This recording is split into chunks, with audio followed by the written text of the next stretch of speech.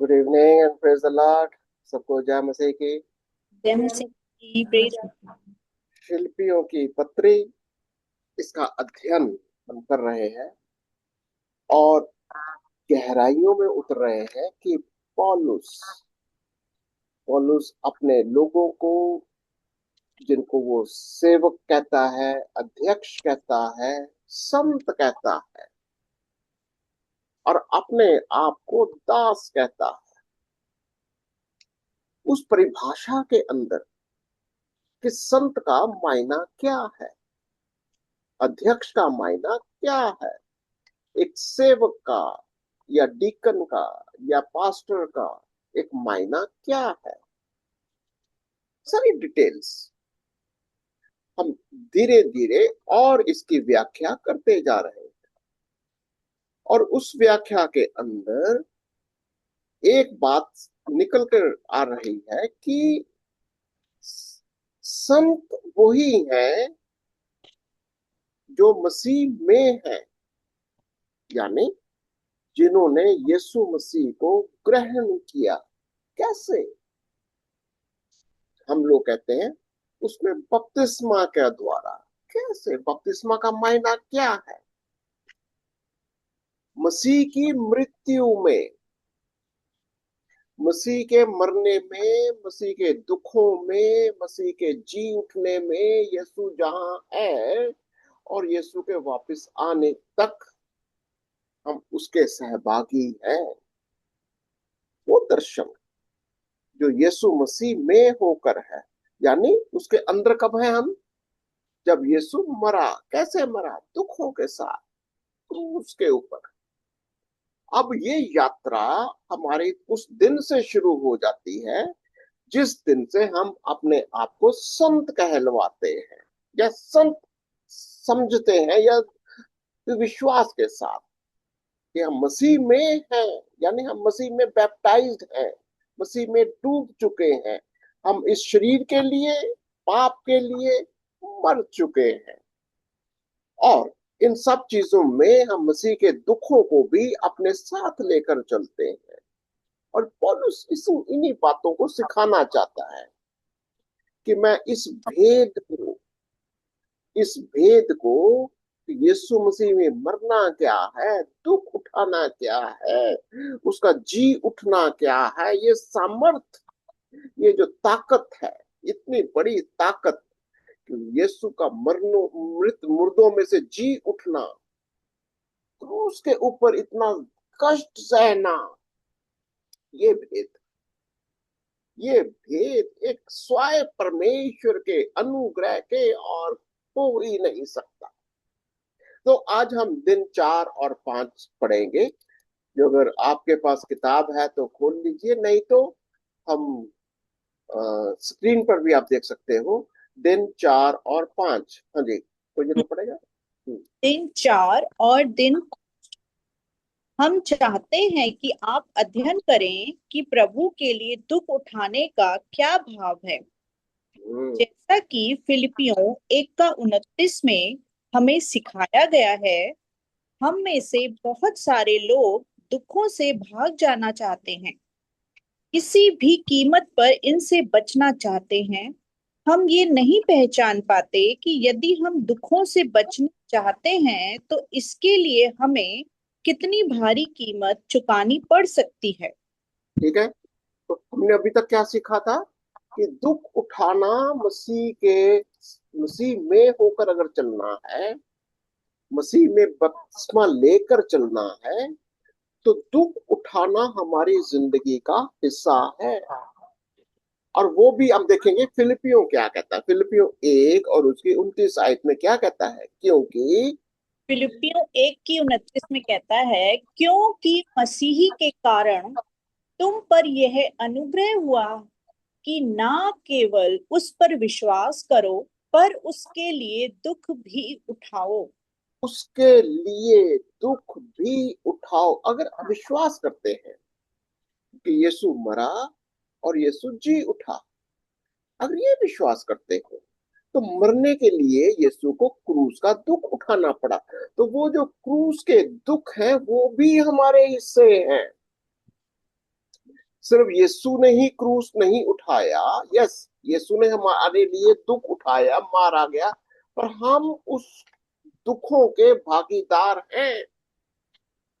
हम उसके साथ उसके लिए दुख भी उठाए। फिर से पढ़ते हैं एक का, फिलिपियों 1 और उसकी 29 आयत में कहता है, क्योंकि मसीह के कारण, देखो ध्यान दे देना, अपने लिए नहीं दुख उठाना, अपने लिए दुख उठाने की बात हो ही नहीं रही, मसीह के कारण यानी सुसमाचार के लिए दुख उठाना, या मसीह के किसी भी कारण के लिए दुख उठाना। तो तुम पर क्या हुआ है? अनुग्रह हुआ। ये दुख उठाना एक अनुग्रह से है। जब हम अपनी शक्ति से दुख नहीं उठा सकते, अपनी ताकत से, अपनी समझ से हम दुख नहीं उठा सकते, हम कुड़कुड़ाएंगे, बुड़बुड़ाएंगे, हमको हमको हम करनी, ये ताकत है ही नहीं है।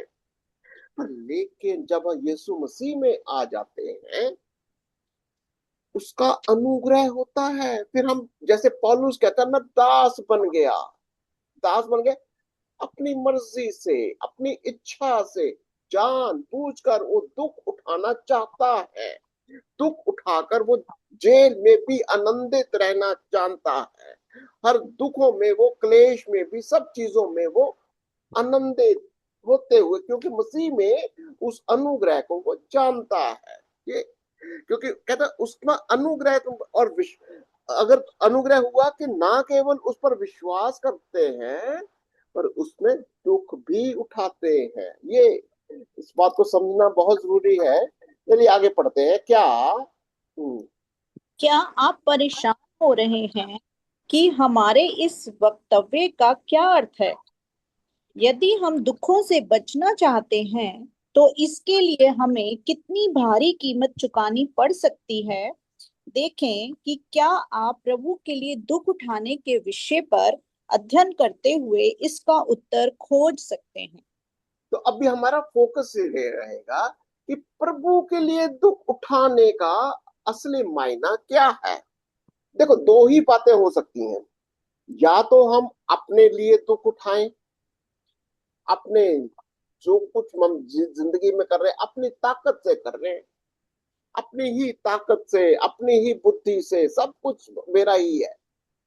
पर लेकिन अगर यीशु मसीह में होकर, यीशु मसीह के सुसमाचार के लिए, यीशु मसीह की महिमा के लिए, परमेश्वर की महिमा के लिए दुख उठाएंगे, आप उस चीज का आनंद अलग ही देखेंगे।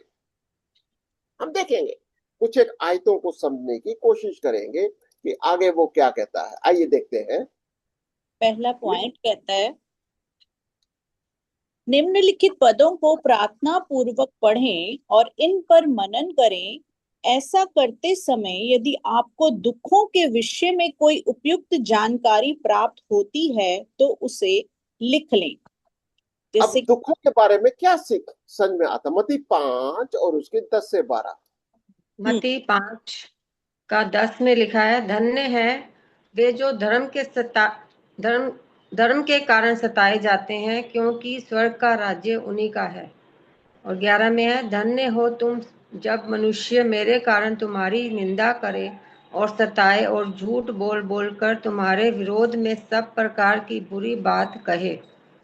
तब आनंदित और मगन होना, क्योंकि तुम्हारे लिए स्वर्ग में बड़ा फल है, इसलिए कि उन्होंने उन भविष्यवक्ताओं को जो तुमसे पहले थे इसी रीति से सताया था।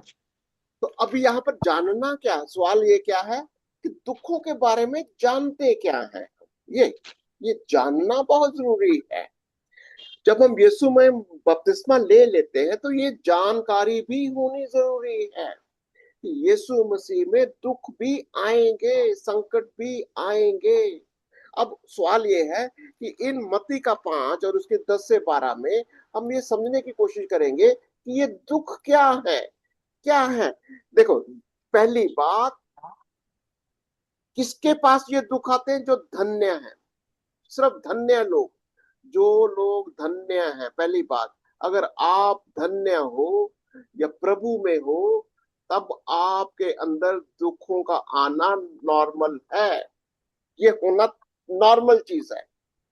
जब प्रभु में हो तुम, और प्रभु के लिए दुख आना ये नॉर्मल सी चीज है। क्यों? क्यों? उसकी वजह देखो क्या लिखता है, धन्य है वह क्यों दुख उठाते हैं, धार्मिकता के कारण सताए जाते हैं।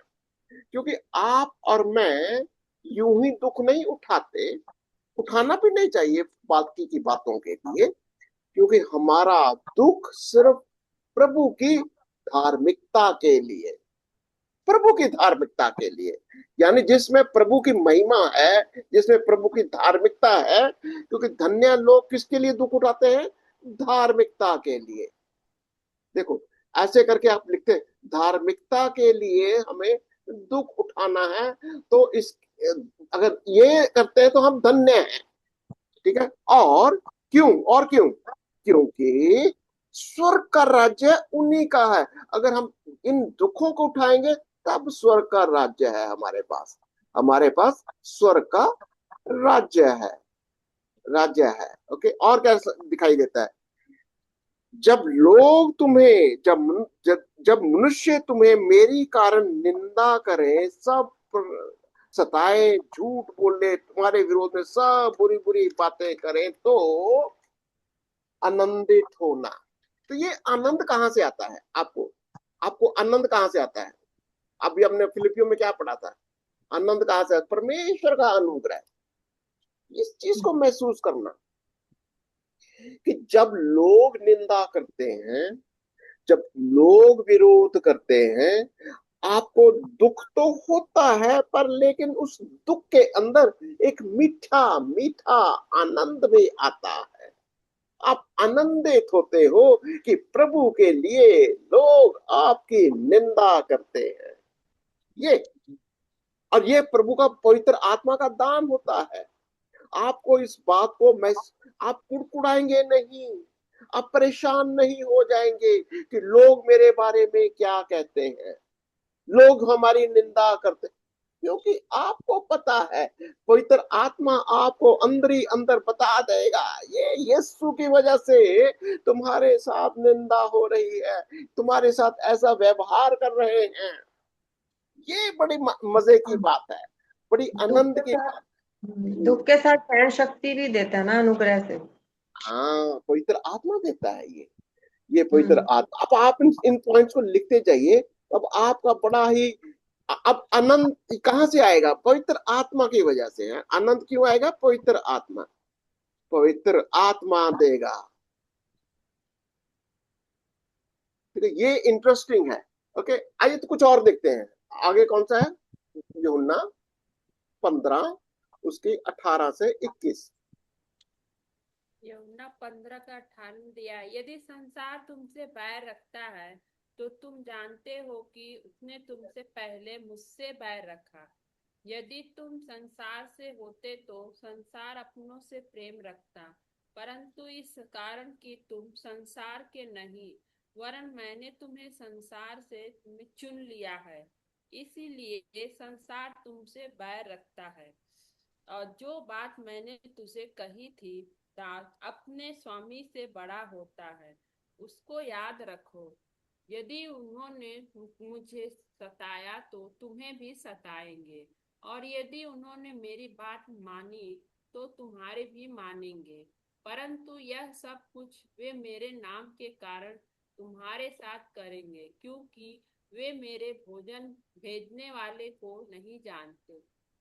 तो अभी सवाल क्या कर रहा है वो, ये जान जाओ, तुमको जानना होगा। दुख देखो, दुख उठाने के लिए हमें एक तो नॉलेज होना बहुत जरूरी है, जानना बहुत जरूरी है।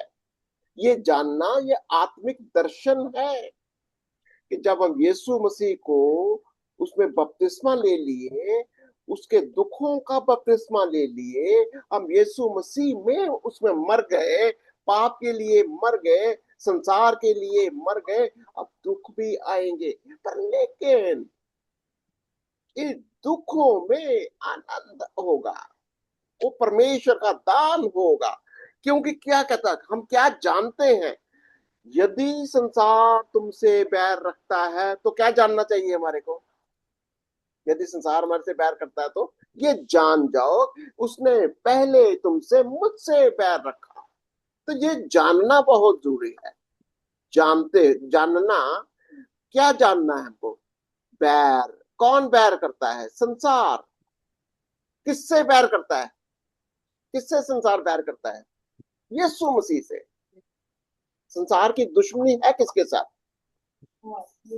यीशु के साथ। क्योंकि वो संसार यीशु से बैर रखता है, तुम्हारे से भी बैर करेगा। और ये वाला अंडरस्टैंडिंग होना बहुत जरूरी है। और वो कहता है कि क्योंकि संसार, तुम देखो, यदि तुम संसार के होते, क्या कहता है ना, यदि संसार तुमसे बैर रखता है तो तुम उस जानते हो कि उसने तुमसे पहले मुझसे बैर रखा। ठीक है ना? फिर क्या कहता है 19 में? यदि तुम संसार के होते तो संसार अपनों से प्रेम रखता, परंतु इस कारण कि तुम संसार के नहीं वर्ण नहीं, हम तो मैंने स्वर्ग के। मैंने तुम्हें संसार में से चुन लिया है। क्या जानना है अभी? जानना क्या है? हम इस संसार के नहीं हैं। हम इस संसार के नहीं हैं। प्रभु ने हमें इस संसार में से चुन लिया है। अलग हैं हम, इस संसार के नहीं हैं। मैं इस आपके लिए लिखता जाऊंगा, क्योंकि अगर आपको लिखना, ये जानना बहुत है कि हम संसार के नहीं हैं। हमारे संसार हमारे से बैर करता है और हमें चुन लिया गया। हमें मसीह में कह सकते हो, में चुना गया है। हमें मसीह में चुना गया है। और इसी देखो आगे क्या कहता है? जो बातें मैंने तुमसे कही थी, दास अपने स्वामी से बड़ा नहीं होता, उसको याद रखो। यदि उन्होंने मुझे सताया तो तुम्हें भी सताएंगे। बिल्कुल। देखो, अगर यीशु ने कहा कि अगर मुझे सताया गया तुम्हें भी सताएंगे, क्योंकि मैं संसार का नहीं हूं, तुम भी संसार के नहीं हो। तो सताव आने का कारण क्या है? क्योंकि संसार यीशु को नहीं करता। संसार यीशु को ग्रहण नहीं करता।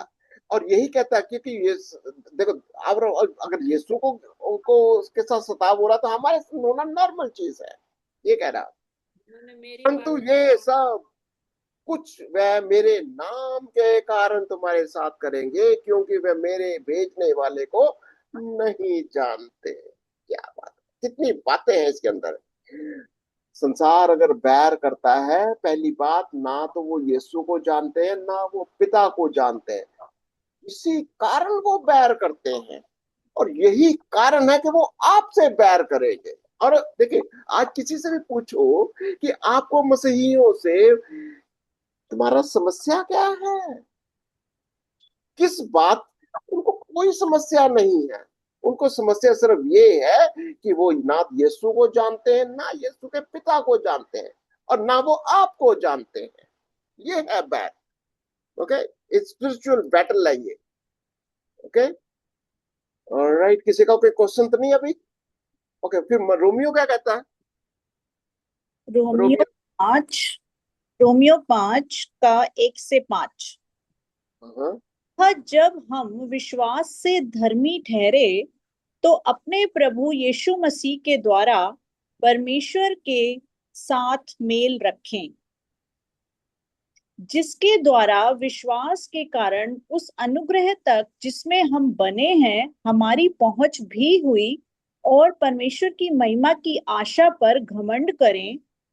केवल यही नहीं, वरन हम कलेशों में भी घमंड करें, ये जानकर कि कलेश से धीरज और धीरज से खरा निकलना और खरे निकलने से आशा उत्पन्न होती है, और आशा से लज्जा नहीं होती, क्योंकि पवित्र आत्मा जो हमें दिया गया है उसके द्वारा परमेश्वर का प्रेम हमारे मन में डाला गया है। ठीक है। अब यहाँ पर हमारा रिश्ता क्या है परमेश्वर के साथ? यही है मेल मिलाप। क्योंकि हम यीशु मसीह में जब हम दुख उठाते हैं, यीशु मसीह के द्वारा हम पिता के साथ मेल मिलाप करते हैं। हमारा परमेश्वर के साथ रिश्ता हो गया, तब भी तो हम धर्मी ठहरे। देखो, हम हमारा विश्वास क्या है कि क्योंकि हमने यीशु में उसके पिता के साथ मेल मिलाप हो गया, यीशु मसीह की मृत्यु में, यीशु के दुखों में, उसके मरने में, उसके जी उठने में हम उसके सहभागी हैं।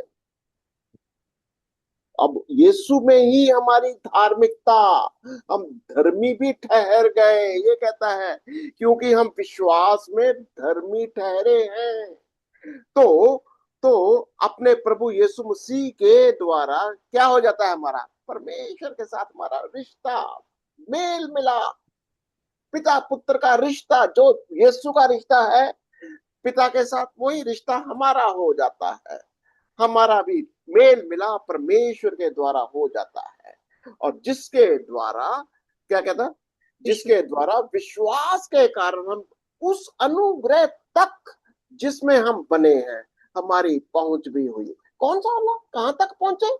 उसकी दुखों में, उसकी मृत्यु में, उसके मरने में और उसके जी उठने में, वहां तक हम पहुंचते हैं। ये, और वो कैसे होता है? अनुग्रह के साथ। देखिए, ये दुख उठाना, ये कोई आपको बाहरी तो लगता है कि बड़ा मुश्किल है दुख उठाना, पर लेकिन जब हम यीशु मसीह के लिए, यीशु मसीह में होकर हम दुख उठाते, इसमें अनुग्रह होता है।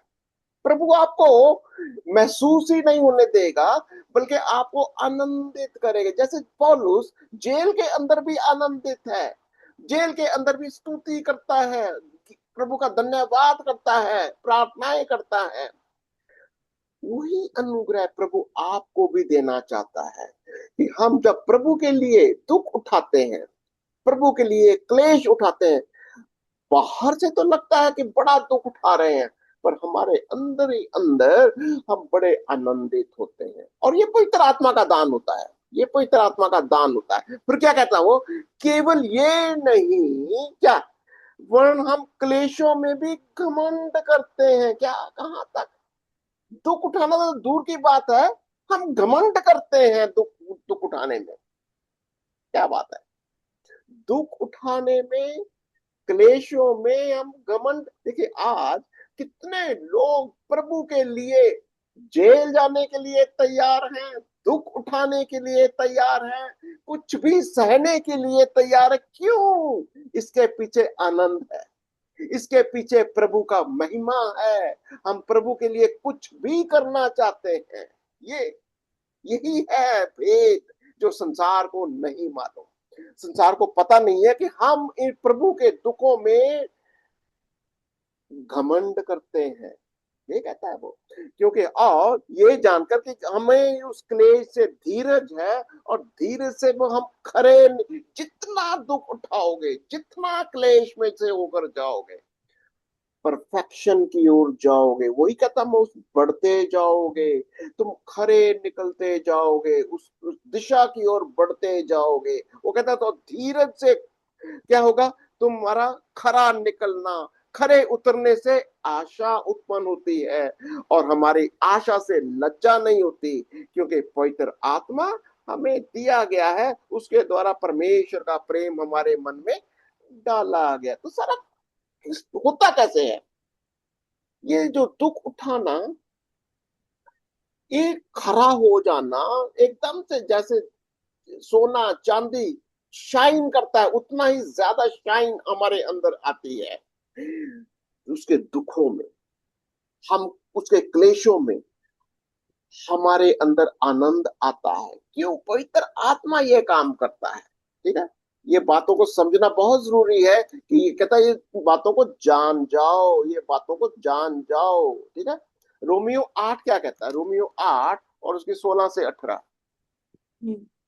रोमियो 8 उसकी 16 कहता है, आत्मा आप ही हमारी आत्मा के साथ गवाही देता है कि हम परमेश्वर की संतान हैं, और यदि संतान है तो वारिस भी, वरन परमेश्वर के वारिस और मसीह के संगी वारिस हैं, कि जब हम उसके साथ दुख उठाएं तो उसके साथ महिमा भी पाएं।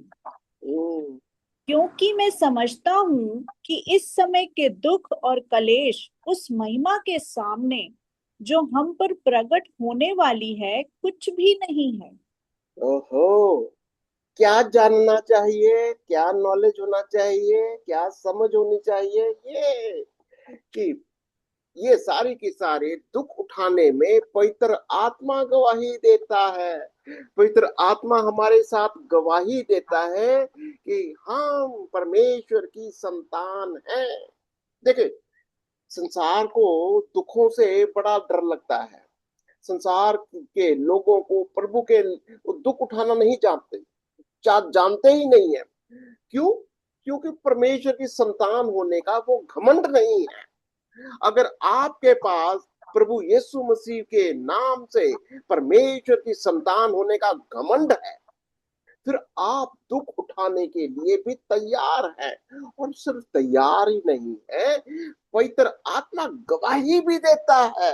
ये कह रहा वचन, पवित्र आत्मा गवाही देता है कि हम परमेश्वर की संतान हैं। और यदि संतान है तो और फिर क्या है, हम वारिस भी। वारिस क्या होता है?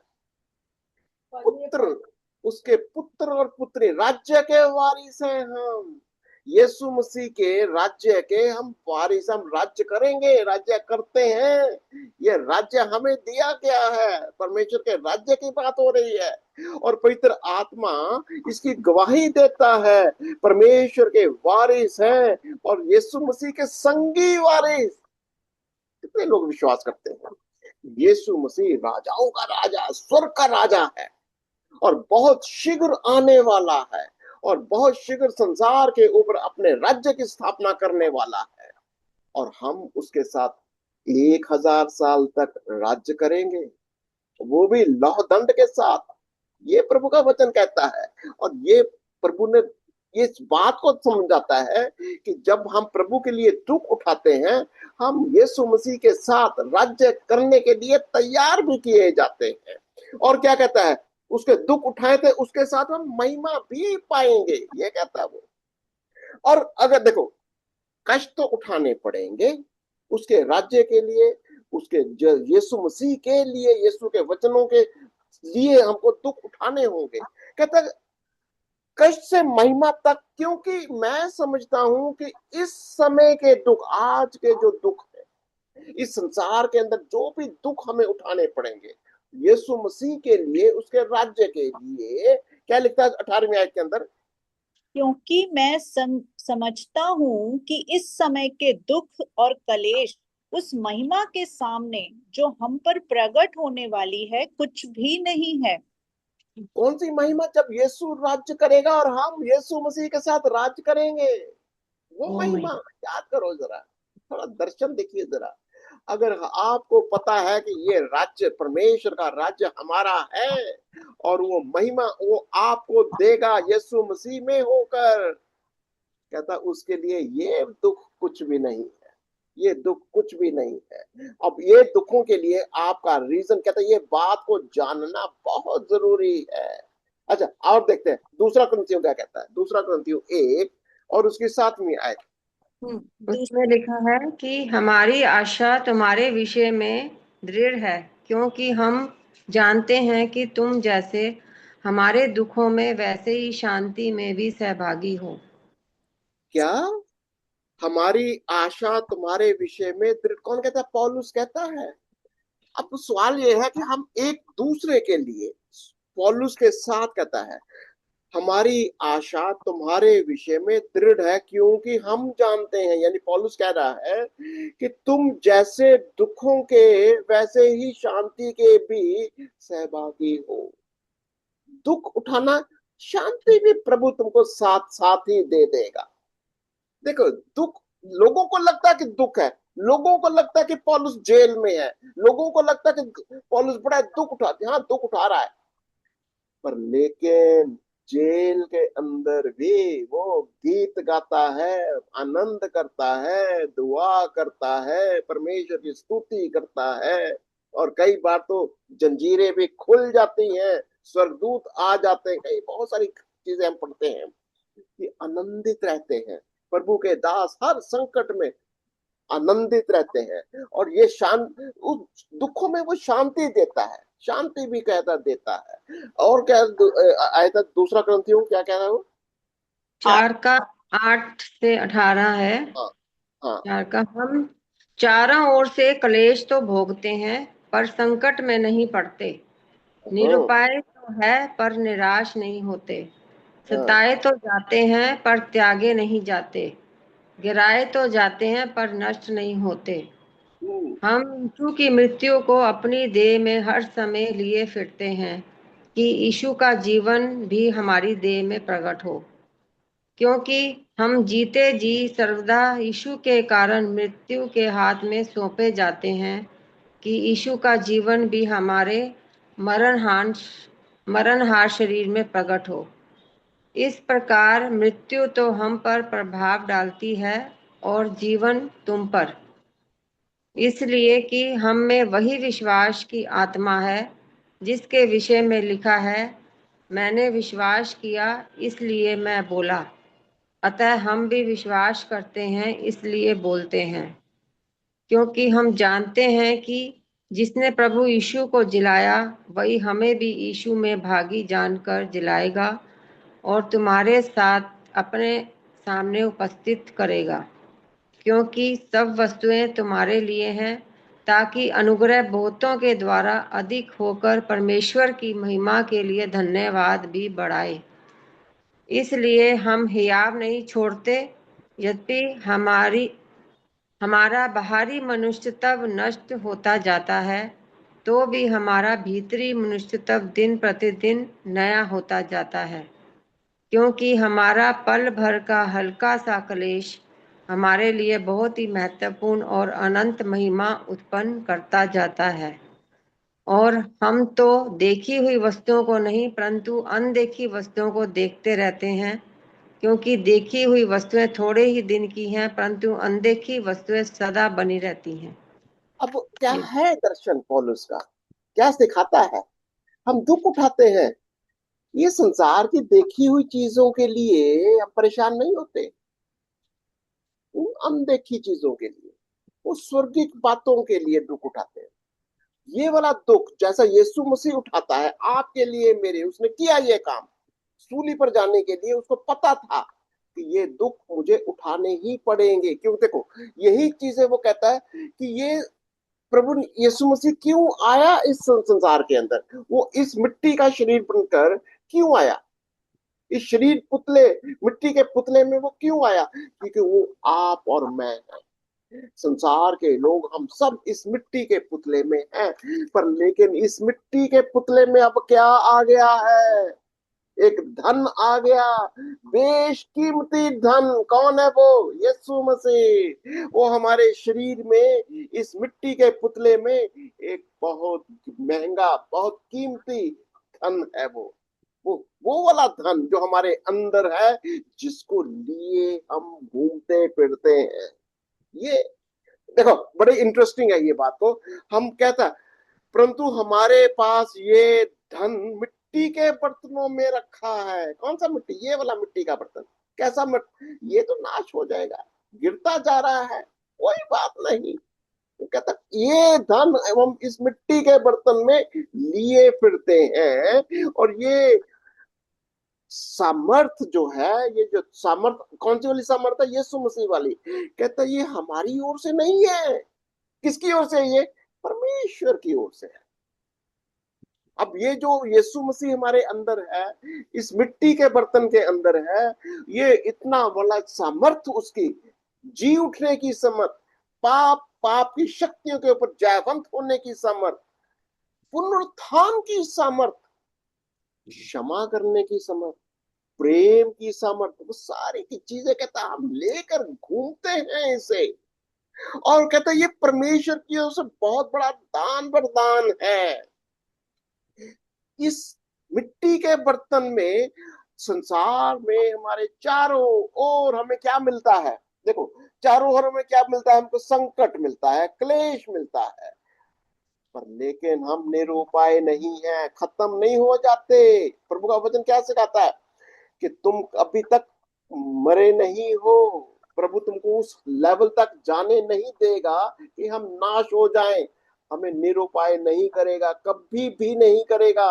और आपको आपकी जरूरतों को वो जरूर पूरा करेगा। आप कहता है हम निराश नहीं होते, सताए जाते हैं, त्यागे नहीं जाते, गिराए जाते हैं पर नाश नहीं होते। ये हम यीशु की मृत्यु को अपनी देह में हर समय लिए फिरते हैं। क्या बात है, यीशु की देह मृत्यु को अपनी देह के अंदर हर समय लिए, यही है वो कहता वो कि यीशु मसीह को ग्रहण करना है तो यीशु की मृत्यु से शुरू करो, यीशु के दुखों से शुरू करो, यीशु के क्रूस के साथ। वो वाला कहता वो वाला शरीर हम अपने आप को बना रहे हैं, परमेश्वर अनुग्रह से उस शरीर के अंदर हमें ट्रांसफॉर्म करता जा रहा है। जैसा यीशु मसीह का बदन है वो वाले शरीर में कहता बदलते जा रहे हैं। क्यों क्यों कहता कि हम 11वीं आयत में कहता क्योंकि हम जीते ही क्या है सर्वदा यीशु के कारण मृत्यु के हाथ में सौंपे जाते हैं। हर वक्त हमारे अंदर संसार मृत्यु की ओर हमें धकेलता है, कोई बात नहीं, डरना नहीं है। हर समय मृत्यु हमारा हमें उसका सामना करना पड़ता है, कहता कोई बात नहीं, पर लेकिन यीशु का जीवन हमारे मरण हार शरीर में प्रकट हो जाए। क्यों? ताकि यीशु मसीह का पुनरुत्थान की शक्ति, जितना हम प्रभु के लिए कष्ट उठाएंगे, जितना हम प्रभु के लिए क्लेश सहेंगे, जितना मृत्यु का सामना करेंगे, पुनरुत्थान की शक्ति हमारे अंदर दिखाई देती है। यीशु मसीह के पुनरुत्थान की शक्ति दिखाई देती है। ये मिस्ट्री है, दिस इज द मिस्ट्री कि प्रभु का पुनरुत्थान की शक्ति, मुर्दों में से जी उठने की शक्ति वो आपके अंदर दिखाई देती है। प्रभु पवित्र आत्मा के द्वारा आपको दिखाता है, ठीक है। और इसीलिए क्या कहता है वर्स 13, इसीलिए हम में वही विश्वास की आत्मा है। कौन सी वाली? ये यीशु मसीह का मरना, यीशु मसीह का जी उठना, यीशु मसीह के लिए दुख उठाना, जिसके विषय में क्या लिखा है, मैंने विश्वास किया, मैंने बोला इसलिए मैं बोलता हूँ, ये विश्वास करता हूँ इसलिए मैं बोलता भी यही बात हूँ, गवाही भी देता हूँ। क्या हम जानते हैं जिसने यीशु को जिलाया हमें भी यीशु में भागी जानकर जिलाएगा और तुम्हारे साथ अपने सामने उपस्थित करेगा। एक दिन हम यीशु में जी ही नहीं उठेंगे, मर जाएंगे फिर भी जी उठेंगे और यीशु के सामने खड़े हो जाएंगे। क्या बात है, आमने सामने होंगे, जैसा यीशु है हम वैसे ही बन जाएंगे, ये विश्वास। और क्यों क्यों सारी बातें हमारे लिए है ताकि अनुग्रह बहुतों के द्वारा अधिक होकर परमेश्वर की महिमा के लिए धन्यवाद भी बढ़ाए। ठीक है, ये सारी बातें हमें क्या सिखा रही हैं कि हम इस शरीर के अंदर क्यों दुख उठाते हैं, इसीलिए हम साहस नहीं छोड़ते, इसीलिए ये हमारे अंदर एक विश्वास, ये लगन, ये परमेश्वर का पवित्र आत्मा का वरदान कि हम इन संकटों से, इस संसार के जो जितनी भी समस्याएं हैं, विरोध हैं, कष्ट है, डरो मत, डरो मत।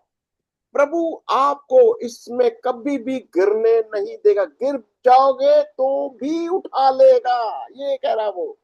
इसलिए हम साहस नहीं छोड़ते। देखा, हम साहस नहीं, यद्यपि हमारा देखो बड़ा इंटरेस्टिंग 16वीं आयत को देखो जरा, यद्यपि हमारा बाहरी मनुष्य तब नाश होता जा रहा है, हम बुढ़े होते जा रहे हैं, हम कमजोर होते जा रहे हैं, लगता है लोगों को, पर लेकिन हमारे अंदर वो कमजोरी नहीं है।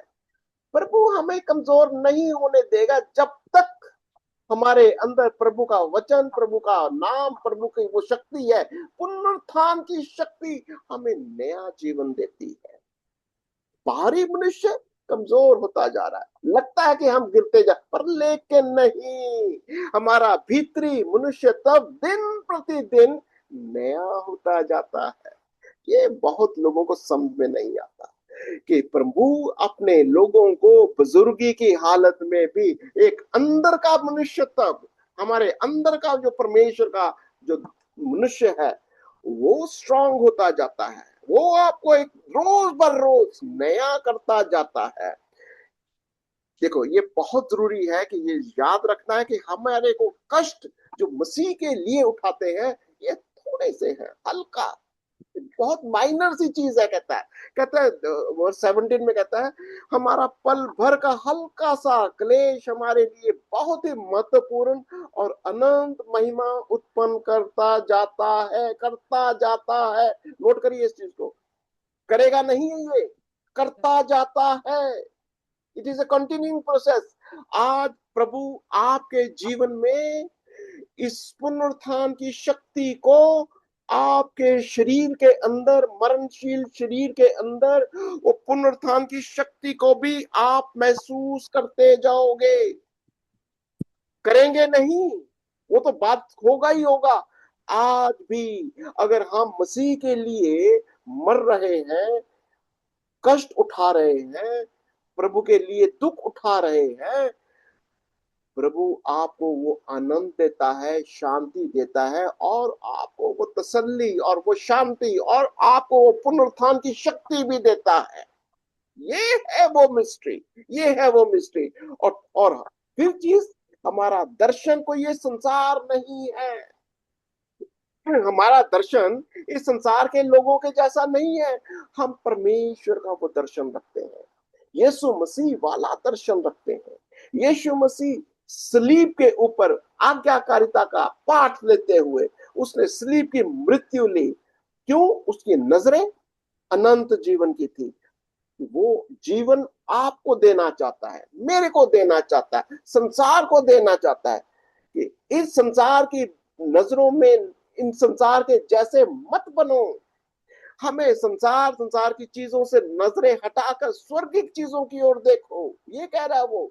इसीलिए वर्ष 18, हम तो देखी हुई वस्तुओं को नहीं, परंतु परंतु अनदेखी वस्तुओं को देखते रहे। कौन सी अनदेखी वस्तुएं? यीशु मसीह को, परमेश्वर को, पवित्र आत्मा को, उस सलीब को, उस दुखों को, उसके मरने और जी उठने की शक्ति को हम देखते जाते हैं। और क्योंकि देखी हुई वस्तुएं थोड़े ही दिन की हैं, परंतु अनदेखी वस्तुएं सदा बनती रहती हैं। अगर आपको अनंत जीवन चाहिए, अगर आपको प्रभु यीशु मसीह में अनंत जीवन चाहिए, अगर आप अपनी जिंदगी से किसी भी वजह से परेशान हैं, अगर आपको लगता है कि आपकी जिंदगी में सब कुछ खो चुका है, अगर आपके लिए संसार में स्वाय कष्टों के, स्वाय दुर्बलता के, स्वाय नाकामयाबियों के आपको बहुत परेशानी हो रही है, आपको लगता है कि आपके ताकत में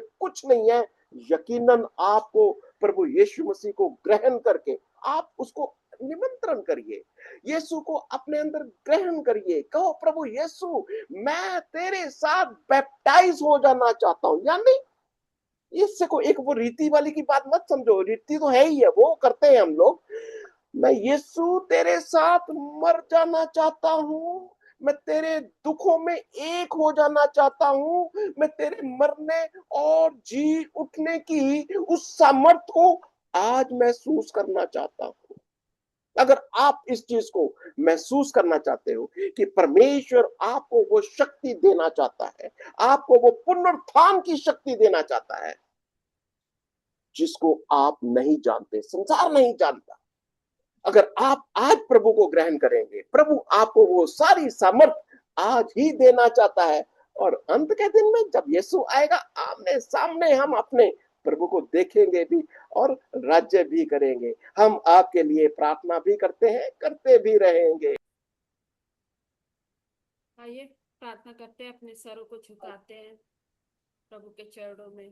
धन्यवाद, धन्यवाद पिता, प्रभु यीशु मसीह, पवित्र आत्मा, धन्यवाद देते हैं प्रभु, आपके चरणों में आते हैं प्रभु। धन्यवाद देते हैं प्रभु इस बाइबल स्टडी के लिए, फिर किताब के लिए धन्यवाद देते हैं प्रभु। अंकल आंटी के द्वारा हमें सिखा रहे प्रभु, एक अच्छा सच्चा शिक्षक नियुक्त किया है पिता परमेश्वर, टीचर नियुक्त किया है प्रभु हमें सिखाने के लिए प्रभु। धन्यवाद देते हैं प्रभु। हाँ प्रभु, जो आपको वचन पढ़े पिता परमेश्वर, अलग अलग अध्याय से प्रभु हाँ प्रभु, आपको धन्यवाद देते हैं पिता। प्रभु, आप वचनों में देखा प्रभु कि यीशु मसीह को में मर जाना और जी उठना प्रभु, और हर एक दुखों को उठा पिता परमेश्वर। हाँ प्रभु, धन्यवाद देते हैं पिता परमेश्वर, आपके अनंत जीवन जीने के लिए पिता आप सहायता मदद करें प्रभु, मार्गदर्शन करें प्रभु, क्योंकि आप उनका प्रभु जो प्रभु अनदेखी वस्तुओं को नहीं देख सकते प्रभु, वो हमें कैसे देख सकते हैं प्रभु। धन्यवाद देते हैं पिता परमेश्वर की प्रभु यीशु मसीह आपको तरफ देखते हुए प्रभु, न दाएं मुड़ने न बाएं प्रभु, पर आपके तरफ देखते हुए आगे बढ़ने के लिए प्रभु आप सहायता मदद करें प्रभु, क्योंकि मार्गों की उजियाला आप है प्रभु, सच्चे अच्छे ज्योति प्रभु आप है प्रभु, जो अंधकार को दूर करके प्रभु आप ज्योति में लेके चलते हैं प्रभु। हाँ प्रभु, धन्यवाद देते हैं प्रभु, आप मार्गदर्शन करिए, सहायता करिए प्रभु कि आपके हम मार्गों पे चल सके प्रभु, और प्रभु आपके नाम की महिमा कर सके प्रभु। प्रार्थना करते हैं जुड़े हुए हर एक को प्रभु आपके हाथों में सौंप दे, आप हर एक को मार्गदर्शन करिए प्रभु, आप जो वचन सीखे प्रभु वचनों को प्रभु अपने हृदय में रख के प्रभु, और प्रभु 100 गुना फल लाने के लिए प्रभु सहायता मदद करे प्रभु। प्रार्थना करते हैं प्रभु, दया करे प्रभु। अंकल आंटी को भी आपके हाथों में सौंपते, उन्हें भी और भी बुद्धि ज्ञान समझ से भर दीजिए और आशीष करिए, और प्रभु उनके परिवार को भी आपके हाथों में सौंपते। ऐसे आपके राज्य के लिए प्रभु आपने और भी बढ़ाइए प्रभु, ताकि आपके वचनों को सुन के प्रभु जो भी यूट्यूब के द्वारा प्रभु देखते हैं सुनते हैं प्रभु, सीखने के लिए प्रभु आप सहायता मदद करें प्रभु, ताकि आपके वचन को सीख के लोग आपके करीब आए प्रभु, और आपके नाम की महिमा करें प्रभु। प्रार्थना करते हैं प्रभु आप आपके राज्य के लिए प्रभु हर एक को इस्तेमाल करिए प्रभु। प्रार्थना करते हैं प्रभु अपने का प्रभु, पहले आपके राज्य की खोज करें प्रभु, उधर प्रभु सब कुछ वस्तुएं सब मिल जाएगी। हाँ प्रभु, प्रार्थना करते हैं प्रभु ये अच्छे सच्चे धर्म प्रभु आप है पिता परमेश्वर, आप सहायता मदद करिए प्रभु, दया करिए पिता। हम प्रार्थना करते हैं प्रभु कि आपके अच्छे सच्चे कोई नहीं है पिता परमेश्वर। प्रार्थना करते हैं, धन्यवाद देते हैं प्रभु, सारी बातें प्रभु आपके चरणों में रखते हैं। विश्वास योग्य परमेश्वर प्रभु यीशु मसीह के नाम से हम प्रार्थना करते हैं, आमीन। आमीन एंड आमीन। आपको आशीष और बरकत।